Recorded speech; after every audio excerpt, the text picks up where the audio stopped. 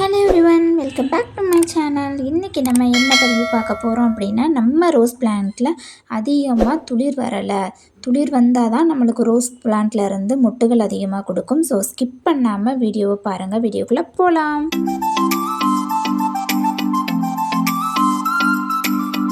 வீடியோக்குள்ளே போகிறதுக்கு முன்னாடி முக்கியமான மறக்காமல் ஒரு விஷயம் வந்துட்டு, நம்ம யூடியூப் சேனலை சப்ஸ்கிரைப் பண்ணிவிட்டு பக்கத்தில் உள்ள பெல் பட்டனை ஆல்ன்ற ஆப்ஷனை கொடுத்துக்கோங்க. ஸோ நம்ம வீடியோக்குள்ளே போகலாமா? ஸோ நீங்கள் பிளான்ட்ஸை பார்த்துட்ருக்கீங்க இல்லையா?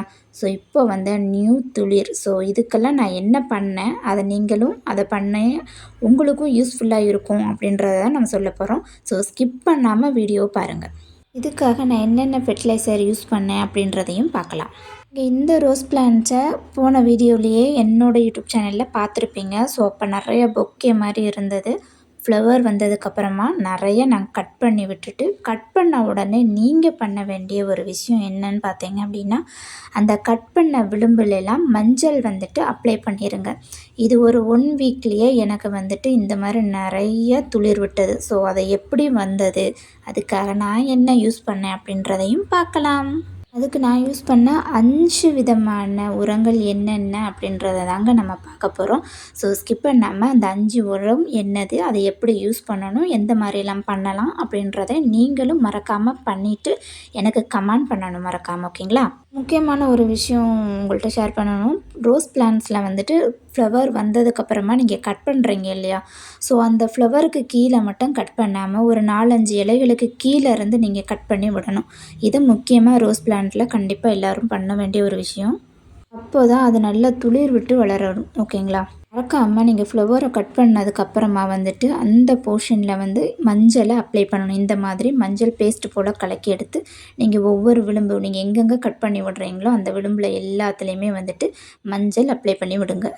இந்த மஞ்சளை வந்துட்டு நம்ம எதுக்காக வைக்கிறோம் அப்படின்னா, அங்கே ஒரு டிசிஷன் ஏற்படும். ஓகேங்களா? ஸோ நீங்கள் அதை கட் பண்ணி முடித்ததுக்கப்புறமா அந்த இடத்துல இருந்து காஞ்சி போக ஆரம்பிக்கும். அப்படியே காஞ்சி போய் நம்மளோட கம்புகள் வந்து காஞ்சி மொத்தத்துலேயே ரோஸ் வந்து பட்டு போகும். அதுக்காக தான் நம்ம அதுக்கு முன்னாடி இந்த மாதிரி டிசீஸ் ப்ராப்ளம் வராமல் இருக்கிறதுக்காக தான் நம்ம பண்ணுறோம். சரி வாங்க போகலாம். ஃபஸ்ட்டு டிப்ஸ் என்னன்னு பார்ப்போம்.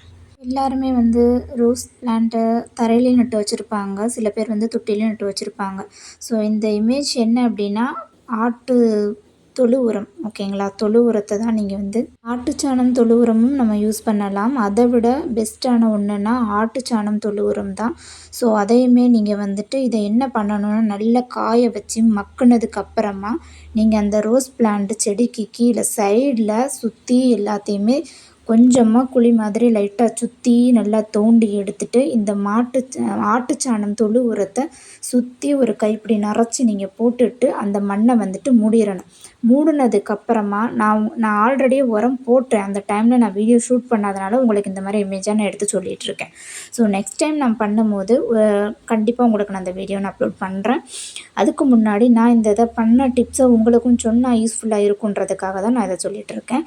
ஸோ நீங்கள் அந்த மாதிரி சுற்றிலும் இந்த ஆட்டு தொழு உரத்தை எடுத்து நீங்கள் போட்டுட்டு மண் ஃபுல்லாக உள்ள கவர் பண்ணிவிட்டு அதுக்கப்புறமா இதில் தண்ணி ஊற்றி விட்ருங்க. ஓகேங்களா? நீங்கள் இந்த ஆட்டு இதை வந்துட்டு என்ன பண்ணணும்னா, மாடியில் நல்லா 2 வாரத்துக்கு காய வச்சு நல்லா பொடி ஆகினதுக்கப்புறமா தான் நீங்கள் யூஸ் பண்ணணும். அது கவனமாக வச்சுக்கோங்க. ஸோ நீங்கள் அந்த மாதிரி பண்ணும்போது தான் எந்த ஒரு ஃபங்கஸ் இன்ஃபெக்ஷனும் வராமல் இருக்கும். ஏன்னா நம்ம பச்சையாக போடும்போது அதில் நிறைய இன்ஃபெக்ஷன் ப்ராப்ளம்ஸ் வரும். அதுக்காக தான் நல்லா காஞ்சதுக்கப்புறமா போடணும். அது மாதிரி செடிகளுக்கு எப்போயுமே மண் கலவைகள் வந்துட்டு ரொம்ப சாஃப்டாக இருக்கிற மாதிரி தான் நீங்கள் மண் கலவையை பார்த்துக்கிறணும். இப்போ பார்த்தீங்கன்னா நீங்கள் இந்த மாதிரி சைடில் தான் எடுத்து விடணும். இப்படி எடுத்து விட்டுட்டு தான் நீங்கள் அந்த தொழு உரத்தை போட்டுட்டு அந்த மண்ணை நீங்கள் திரும்பவும் வந்துட்டு மூடி வச்சிடணும். அதுக்கப்புறமா தண்ணி வந்துட்டு நீங்கள் நிறைய ஊற்றணும். மண்கலவை வந்துட்டு சாணி மாதிரி கட்டியாக இருந்தது அப்படின்னா வேர்களும் விடாது. உங்களுக்கு வேர் விடாமல் செடி வந்துட்டு காஞ்சி போகவும் அழுவி போகவும் நிறைய வாய்ப்பு இருக்குது. ஸோ நம்ம எந்த அளவுக்கு நம்ம மண் கலவைகளை லூஸாக எடுத்துக்கிறோமோ அந்த அளவுக்கு வேர்கள் அதிகமாக வைக்கிறதுக்கு உங்களுக்கு யூஸ்ஃபுல்லாக இருக்கும். இந்த மாதிரி கையில் வந்துட்டு இது பண்ணாதீங்க. க்ளவுஸ் நான் அன்றைக்கி யூஸ் பண்ணாமல் உங்களுக்கு அந்த வீடியோவை நான் ஷூட் பண்ணிட்டேன். ஸோ க்ளவுஸ் எப்போவுமே கையில் போட்டுக்கோங்க. டூல்ஸ் வந்துட்டு கார்டன்ஸ்க்கு வச்சுருக்க டூல்ஸை யூஸ் பண்ணி தான் நீங்கள் சைடில் இருக்க தான் கலரணும். கை விட்டோ மற்றபடி கம்புகள் விட்டும் நீங்கள் வந்துட்டு இது பண்ணாதீங்க. ஆட்டு தொழு உரம் வந்துட்டு நீங்கள் பயன்படுத்தும் போது 2 வாரத்துக்கு ஒரு முறை நீங்கள் பயன்படுத்துங்க. ஸோ உங்களுக்கு கண்டிப்பாக டவுட் வரும். உங்களுக்கு என்ன கமெண்ட்ஸில் வந்துட்டு கேட்கணுன்னாலும் என்கிட்ட தாராளமாக கேளுங்க. அதுக்கான ஆன்சரை நான் கண்டிப்பாக உங்களுக்கு நான் கமெண்ட்ஸில் கொடுப்பேன். ஸோ நீங்கள் முக்கியமாக நீங்கள் பண்ண வேண்டியது 2 வாரங்களுக்கு ஒரு முறை ஆட்டுச்சாணம் உரம் வந்துட்டு கொடுங்க. மழை சீசனில் வந்துட்டு இதை யூஸ் பண்ணாதீங்க. மழை முடிஞ்சதுக்கப்புறமா யூஸ் பண்ணுங்கள். இப்போ நான் வீடியோ ஷூட் பண்ணிகிட்ருக்கேன் இந்த டைமில் கூட வெளியே பயங்கர ஹெவி மழை பெஞ்சிட்ருக்கு. நீங்கள் ஆட்டுச்சாணம் தொழு உரம் போட்ட உடனேயே நீங்கள் தண்ணி ஃபுல்லாக விட்டுருங்க. விட்டதுக்கப்புறமா தான் உங்களுக்கு வந்துட்டு அது கொஞ்சம் கொஞ்சமாக மண் வந்து அந்த உரங்களை ஊற வச்சு எடுத்து எடுத்து அந்த சத்துக்களை நல்லா இது பண்ணதுக்கப்புறமா உங்களுக்கு அழகழகாக துளிர் விட்டு நிறைய கொத்து கொத்தாக பூக்கள் பூக்கும். நீங்கள் உரமெல்லாம் போட்டு விட்டு தண்ணியெல்லாம் ஊற்றி விட்டீர்கள் அப்படின்றா தண்ணி ஊற்றுனதுக்கப்புறம் நம்மளோட ட்ரைனேஜ் ஹோல் வந்துட்டு நல்லா க்ளீனாக தண்ணி ஊற்றின உடனே இறங்குதா அப்படின்றத நீங்கள் மெயினாக பார்த்துக்கணும். ஸோ ரோஸ் பிளான்ட்டில் வந்துட்டு வாட்டரிங் மேலே இருக்குதா அப்படின்றதையும் நீங்கள் செக் பண்ணிக்கோங்க. நான் ஏன் உங்கள்கிட்ட மறுபடியும் அந்த மாதிரி சொல்கிறேன் அப்படின்னா, ஸோ வேர் இழுவைகள் நோய் வந்துட்டு அப்படின்னா தண்ணிகள் வந்துட்டு தேங்கி நிற்கிறதுனால தான் அந்த நோய்கள் வரும். ஸோ தண்ணி வந்து உங்களுக்கு ட்ரைன் ஆகி கீழே போயிட்டு அப்படின்னா தான் நம்மளோட பிளான்ட் வந்து ஹெல்த்தியாக இருக்கும். அதுக்காக தான் எப்போயுமே தண்ணி ஊற்றின உடனே கொஞ்சம் நேரத்திலே கீழே அப்படியே போகுதா அப்படியே இருக்கா அப்படின்றதையுமே நீங்கள் செக் பண்ணிக்கோங்க. 2வது டிப்ஸு பார்க்கலாம். நீங்கள் எப்போயுமே எந்த உரம் போடுறதா இருந்தாலும் அதுக்கு வந்துட்டு ஃபஸ்ட்டு நீங்கள் சைடில் இருக்கிறத மேலே இருக்க மண்ணில் எல்லாத்தையுமே நீங்கள் டூல்ஸ் வச்சு நீங்கள் கிளறி விட்டு அந்த மண் கலவையெல்லாம் நல்லா லூஸ் ஆக்கிட்டு அதுக்கப்புறமா யூஸ் பண்ணுங்கள்.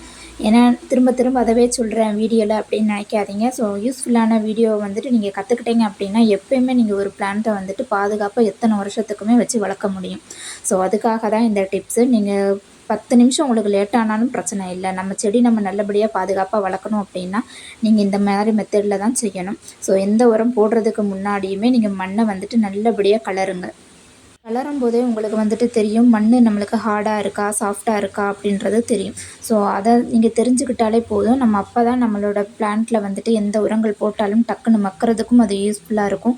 ரொம்ப கெட்டியாக இருந்தது அப்படின்னா நம்ம பிளான்ட் வந்துட்டு வேர் வைக்காது, உரங்கள் தண்ணிகள் வந்துட்டு கீழே போகாது. இதையுமே நீங்கள் தெரிஞ்சுக்கிறணும். ரோஸ் பிளான்ட்டுக்கு எப்போயுமே மோஸ்ட்லி வந்துட்டு செம்மண் தான் யூஸ் பண்ணுங்கள். நான் ஃபுல்லுமே செம்மண்ணில் தான் வச்சுருக்கேன். ஸோ செம்மண் யூஸ் பண்ணிங்க அப்படின்னா ரொம்ப செழிப்பாக வளருவாங்க. அடுத்த உரம் என்னென்னு பார்த்துக்கிட்டிங்க அப்படின்னா மண்புழு உரம், வெர்மி கம்போஸ்ட். ஸோ இந்த மண்புழு உரத்தை தான் வந்துட்டு நீங்கள் அடுத்ததாக கொடுக்க போகிறீங்க. மண்புழு உரம் வேணும் அப்படின்னா இப்போ எல்லாமே வந்துட்டு கிராமத்துலேயும் வாங்கலாம், நர்சரிலேயும் வாங்கலாம். ஸோ நம்ம கடையில் கூட இப்போ வந்துட்டு மண்புழு உரம் தாராளமாக கிடைக்கிது. ஸோ நீங்கள் அங்கே கூட வாங்கிக்கோங்க. வாங்கிட்டு 30 ரூபாய்க்கு கூட வெளியே வந்துட்டு கிடைக்கிது. ஸோ மாட்டுச்சாண தொழு உரத்தில் இருந்து தான் இந்த மண்புழு உரமே தயாரிக்கிறாங்க. நீங்கள் இதை நல்லா வாங்கி 2 கைப்பிடி அளவு எடுத்து போடணும். செடியோட வேர் பகுதியில் வந்துட்டு நல்லா கலரி விட்டுட்டு இந்த மண்புழு உரத்தை 2 கைப்பிடி எடுத்து போட்டு நல்லா தூவி விடுங்க. நான் சொல்கிற மாதிரியே அதே மெத்தடிலே நீங்கள் ஃபாலோ பண்ணி யூஸ் பண்ணீங்க அப்படின்னா உங்களுக்கு சூப்பராக இதே மாதிரி நல்லா துளிர் விட்டு நிறைய மொட்டுக்கள் வச்சு பூக்களும் கொடுக்கும். எக்ஸஸாக வேறு எதுவுமே நீங்கள் செய்யாதீங்க. மண்புழு உரம் மேலே நம்ம போட்டதுக்கப்புறமா நம்ம அந்த ஸ்டூல்ஸை வச்சு நல்லா கலரி விட்டுட்டு அதுக்கப்புறம் ஃபுல்லாக தண்ணி விட்டுறணும். ஸோ நீங்கள் ஒவ்வொரு பிளான்ட்டுக்கும் ஒவ்வொரு இதை வந்துட்டு யூஸ் பண்ணுங்கள். அப்போது யூஸ் பண்ணது ஃபஸ்ட் டைமாக நீங்கள் யூஸ் பண்ணுறீங்க அப்படின்னா எல்லாத்தையுமே ஃபஸ்ட்டு மண்ணெல்லாம் கலரி விட்டுட்டு தான் நீங்கள் யூஸ் பண்ணணும். நல்லா ஃபுல்லாக உரம் போட்டதுக்கப்புறம் ஃபுல்லாக வந்து தண்ணி விட்டுருங்க.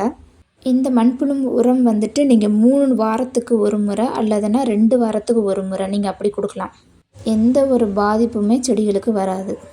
ஒவ்வொரு முறையும் நம்ம வந்துட்டு உரங்கள் போடும்போது தண்ணி விடணும். ஆனால் அதிகமாக விட்டுறக்கூடாது. ஸோ நம்ம போட்ட உரம் வந்துட்டு வேஸ்ட்டாக போயிடும். ஸோ கொஞ்சமான தண்ணியை மட்டும் நீங்கள் விட்டுக்கோங்க.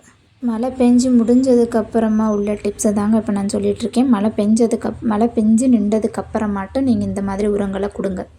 அடுத்து நம்ம பார்க்க போகிறது 3வது டிப்ஸு. இந்த டிப்ஸ் வந்துட்டு ரொம்ப சூப்பரான ஒரு டிப்ஸுங்க. அதை நம்ம எதுக்காக பார்க்க போகிறோம் அப்படின்னா இதை எதுக்காக நம்ம யூஸ் பண்ண போகிறோம் அப்படின்னு தெரிஞ்சுக்கோங்க. இது மொட்டுகள் வந்துட்டு கொட்டுது, நிறைய உதிர்ந்து கீழே போகுது அப்படின்றதுக்காக தான் இந்த டிப்ஸு. எல்லா செடிகளுக்குமே இந்த டிப்ஸை வந்துட்டு நம்ம யூஸ் பண்ணிக்கலாம். காய்கறி செடிகளுக்கு கூட வந்துட்டு காய் பிடிக்கலை, மொட்டு பிடிக்கலை அப்படின்னா இதை தாராளமாக யூஸ் பண்ணலாம். இது தாங்க இந்த 3வது டிப்ஸு. ஸோ இந்த முட்டை ஓடுகள்லாம் வந்துட்டு நம்ம ஆம்லேட் எல்லாம் போட்டதுக்கப்புறமா வேஸ்ட்டாக தூர தான் இடுவோம். இதை தூர இடாமல் இந்த மாதிரி கழுவி சேஃபாக காய வச்சு எடுத்து வச்சுக்கோங்க.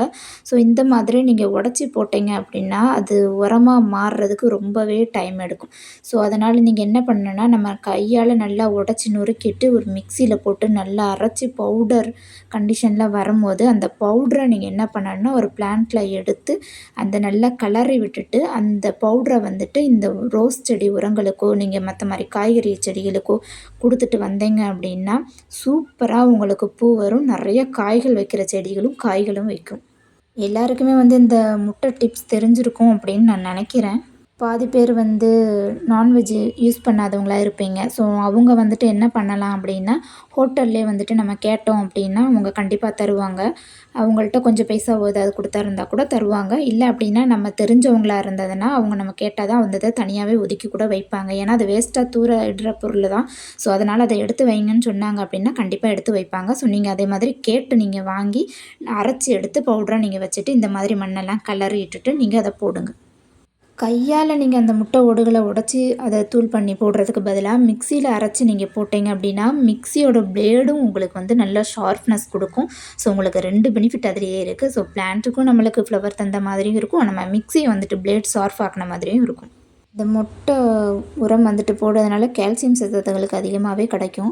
ஸோ இது மாதிரி நான் நிறைய முட்டை ஓடுகளை சேர்த்து வச்சுருக்கேன். நான் மழை கண்டினியூஸ் பெஞ்சிட்ருக்கு, அதனால் நான் போட்டாலும் அது இப்போ யூஸ் இல்லைன்றதுனால தான் நான் இப்போதைக்கு போடாமல் வச்சுருக்கேன். நான் மழை பெய்கிறதுக்கு முன்ன வரையும் போட்டுட்டு தான் இருந்தேன். இப்போ தான் கொஞ்சம் அதை ஸ்டாப் பண்ணி வச்சுருக்கேன்.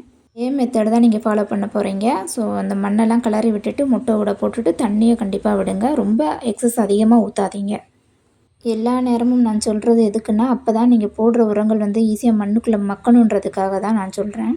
இந்த மெத்தடு ஃபுல்லுமே ஆர்கானிக் தான். ஸோ நம்மளுக்கு இயற்கையாக வர்றதுக்கு தான். ஸோ நீங்கள் எவ்வளோ நாள் வேணாலுமே யூஸ் பண்ணிக்கலாம். அடுத்து 4th டிப்ஸ் தான் நம்ம பார்க்க போகிறோம். ஸோ இது எதுக்கு நம்ம யூஸ் பண்ணுறோம் அப்படின்னா, நம்மளோட லீஃப் செடிகளில் இருக்க லீவ்ஸ் எல்லாம் வந்துட்டு க்ரீனிஸாக நம்மளோட பிளான்ட் நல்லா க்ரீனாக இருக்கிறதுக்காக தான் நம்ம யூஸ் பண்ண போகிறோம். இது வந்து எல்லா பிளான்ட்ஸுக்குமே நம்ம வந்துட்டு யூஸ் பண்ணிக்கலாம். இது வந்து மெடிக்கல் ஷாப்பில் கிடைக்கிற எப்சம் சால்ட்டு தான். இது வந்து மெக்னீசியம் சல்ஃபேட் தான் வந்துட்டு எப்சம் சால்ட் அப்படின்னு சொல்லுவாங்க. மெக்னீசியம் வந்துட்டு எதுக்காக இது பண்ணுவாங்க அப்படின்றத நீங்கள் பார்த்துக்கிட்டிங்க அப்படின்னா, நம்ம செடி வந்துட்டு ஒளிச்சேர்க்கை நடப்பெறும் இல்லையா? ஸோ அதுக்காக தான் மெக்னீசியம் வந்துட்டு அதிகமாக தேவைப்படும். இந்த மெக்னீசியம் கொடுக்குறதுனால நம்ம பிளான்ட்ஸுக்கு ஏதாவது பாதிப்புன்னு கேட்டிங்கன்னா கண்டிப்பாக கிடையாது. ஸோ நம்மளோட பிளான்ட்ஸ் வந்துட்டு க்ரீனிஸாக வளரணும் அப்படின்னா நம்ம வந்துட்டு கொடுக்கலாம். நீங்கள் முக்கியமாக தெரிஞ்சிக்க வேண்டிய விஷயம் என்ன அப்படின்னா, நீங்கள் இந்த எப்சம் சால்ட்டு ஸ்ப்ரே பண்ண தான் போகிறீங்க. ஸோ நீங்கள் வந்துட்டு வேர் பகுதியில் இதை போடவே கூடாது. ஸோ நீங்கள் மேலே லீஃபுக்கு மேலே வந்துட்டு தெளித்து விட தான் போகிறீங்க. இந்த எப்சம் சால்ட் யூஸ் பண்ணும்போது செடிகளுக்கு லீஃபில் மட்டும்தான் கொடுக்கணும், வேர் பகுதியில் கொடுக்கவே கூடாது. முக்கியமாக தெரிஞ்சுக்க வேண்டிய ஒரு விஷயம். எப்படி யூஸ் பண்ணணும் அப்படின்னா, 1 லிட்டர் வாட்டரில் 1 ஸ்பூன் எப்சம் சால்ட்டை வந்துட்டு மிக்ஸ் பண்ணி நல்லா கலக்கிட்டு ஸ்ப்ரே யூஸ் பண்ணி லீஃபுக்கு மேலே எல்லாமே ஸ்ப்ரே பண்ணுங்கள். வேர் பகுதியில் வந்துட்டு படக்கூடாது, வேர் பகுதியில் நீங்கள் யூஸ் பண்ணவும் கூடாது. இது வந்து ஒரு வாரத்துக்கு ஒரு முறை நீங்கள் யூஸ் பண்ணணும். நம்ம ரோஸ் பிளான்ட்டில் வந்துட்டு லீஃப் எல்லோ கலரில் மாறுது இல்லையா? ஸோ அதுக்காக தான் நம்ம இந்த ஸ்ப்ரே யூஸ் பண்ணுறோம். ஸோ கேர்ஃபுல்லாக யூஸ் பண்ணுங்க. இது நம்ம பார்க்க போகிற டிப்ஸு தான். நம்ம ரோஸ் பிளான்ட்டில் வந்துட்டு த்ரிப்ஸ் நோயின்னு சொல்லுவாங்க, இலை சுருண்டுதல் நோய் அப்படின்னு. அதுக்கு நம்ம நீம் ஆயில் தான் யூஸ் பண்ண போகிறோம். அதை எப்படி யூஸ் பண்ண போகிறோன்னு பார்க்கலாம். இந்த நோய் வந்தது அப்படின்னா நம்மளோட ரோஸ் பிளான்ட்டில் இருக்க லீஃப் எல்லாம் சுருண்டு அடியில் ஒரு புழு வச்ச மாதிரி சுருண்டிக்கிட்டே இருக்கும். இது வந்து அதிகமாக நீங்கள் எதில் பார்க்கலாம் அப்படின்னா, நம்ம மிளகாய் செடியில் அதிகமாக அது இருக்கும். இது எதனால் நடக்கும்னு பார்த்தீங்கன்னா, ஒரு பிளான்ட்டில் இருக்க அந்த நோயை வந்துட்டு அப்படியே அடுத்தடுத்து பரவிக்கிட்டே இருக்கும். இந்த மாதிரி தான் இது வந்துட்டு நடத்தும். நீங்கள் நீம் ஆயில் யூஸ் பண்ணும்போது 10 ml 20 ml 25 ml எடுக்கலாம். 25 mlக்கு மேலே நீங்கள் அதிகமாக வந்துட்டு நீம் ஆயில் யூஸ் பண்ணக்கூடாது. 1 லிட்ரு வாட்ரு தண்ணி எடுத்துக்கிட்டு நீங்கள் 10 ml 20 ml கூட யூஸ் பண்ணிக்கலாம். 25 mlக்கு மேலே வந்துட்டு நீங்கள் யூஸ் பண்ணாதீங்க. நான் உங்களுக்கு சாம்பிளுக்கு சொல்கிறேன். 20 ml எடுத்துகிட்டு நீங்கள் 1 லிட்டர் வாட்டரில் வந்துட்டு யூஸ் பண்ணிக்கலாம். ஸோ நீங்கள் நர்சரியில் வாங்கும் போதே உங்களுக்கு அந்த பாக்ஸில் மென்ஷன் பண்ணியிருப்பாங்க. ஸோ நீங்கள் அந்த மாதிரி யூஸ் பண்ணிக்கோங்க. ஸோ 1 லிட்டர் வாட்டர் எடுத்து நீங்கள் நீம் ஆயில் யூஸ் பண்ணிட்டு நல்லா கலக்கிட்டு அதுக்கப்புறமா செடிக்கு மேலே லீஃபுக்கு மேலே லைட்டாக கூட அது கூட சோப்பே மிக்ஸ் பண்ணிக்கோங்க. ஸோ இதை எப்போ நம்ம யூஸ் பண்ணணும் அப்படின்னா, நல்லா இப்போ துளிர் விட்டு வருது பார்த்தீங்களா, அந்த டைமில் நீங்கள் அந்த 1 லிட்டர் வாட்டரில் மிக்ஸ் பண்ணி எல்லாத்தையும் ரெடி பண்ணி வச்சுக்கிட்டு, இந்த துளிர் வர்ற திலுப்பு நல்ல திலுப்பு வந்து சூப்பராக பொக்கே மாதிரி துளிர் விட்டு நிற்கும். அதே மாதிரி நீங்கள் தெரிஞ்சுக்க வேண்டிய விஷயம் என்ன அப்படின்னு பார்த்தீங்கன்னா, ஸோ நான் வந்துட்டு அதை இதுக்கு முன்னே ஒரு டைம் யூஸ் பண்ணதுனால எனக்கு எந்த ஒரு ப்ராப்ளமும் இப்போ கிடையாது. ஸோ உங்களுக்கு அந்த மாதிரி ப்ராப்ளம் வரும்போது நீங்கள் நீம் ஆயில் வந்துட்டு நல்லா ஸ்ப்ரே பண்ணி விடுங்க.